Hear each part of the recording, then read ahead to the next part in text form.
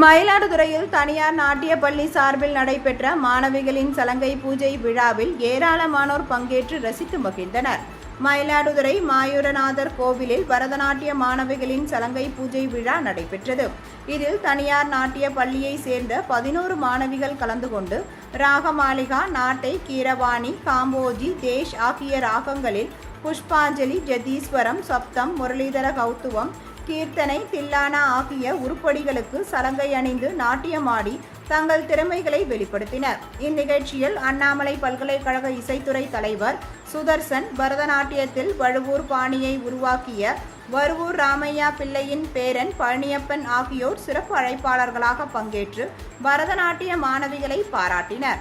பரதநாட்டிய மாணவிகளின் சலங்கை பூஜை விழாவில் பெற்றோர், பொதுமக்கள் என ஏராளமானோர் பங்கேற்று ரசித்து மகிழ்ந்தனர்.